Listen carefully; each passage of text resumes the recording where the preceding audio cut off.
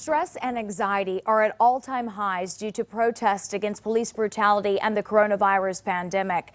Kim Crawford, a therapist with Family Services Center in Huntsville, joins us now to offer some advice to get you through these trying times. Thank you so much for being with us tonight.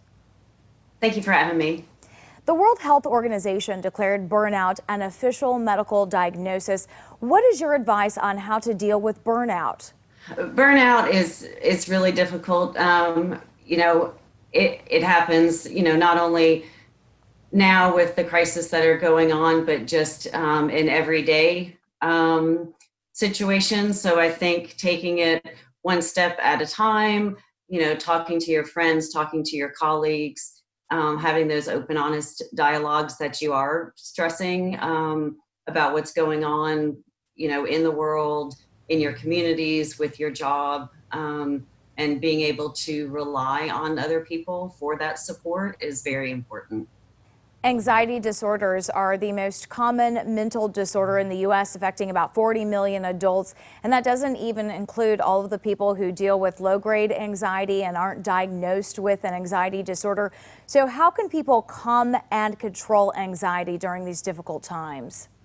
You're right. A lot of people aren't diagnosed or just, see it as something that they have to struggle with.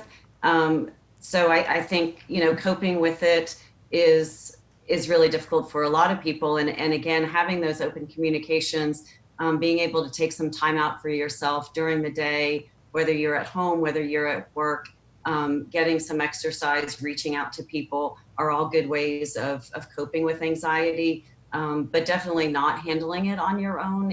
If you have the means to reach out for professional help, but even so much as reaching out to your family and to your friends and having that discussion that you're not okay, and that things are overwhelming, because we are in a time, with the pandemic, with all the crisis and chaos, that is going on in the world.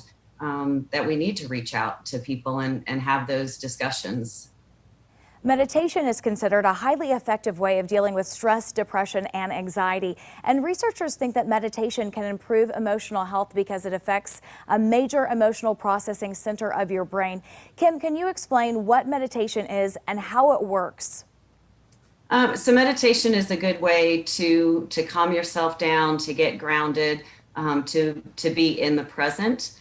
And so a way to do that, there are lots of apps, that are out there that you can get on your phone, but it's a way to control your breathing, to stay focused, to stay in the here and now.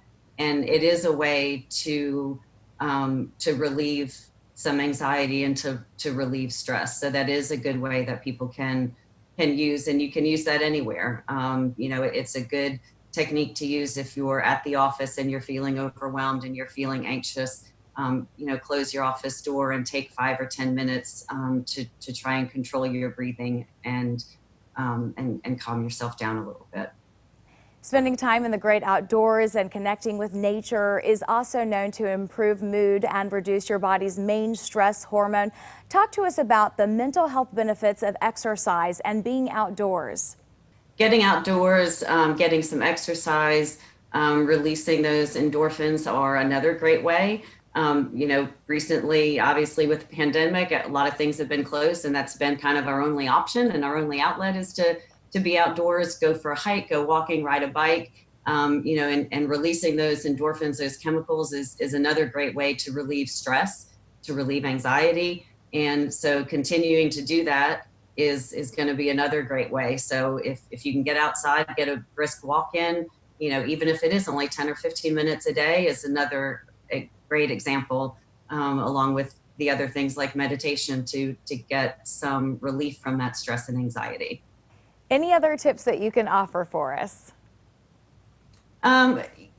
Stay away from, the alcohol, stay away from isolating, don't, get addicted to watching, the news 10 times a day, getting on social media platforms, constantly. We're bombarded constantly with, all the social media outlets, and that can get very overwhelming and overstimulating on all the topics that are, going on in the world, being able to reach out to friends and family and talk about what's going on. Everybody is struggling. And so I think the more that people can talk to people openly about their struggles, the more we can heal together as a community. Kim, thank you so much for your time tonight. Thank you very much.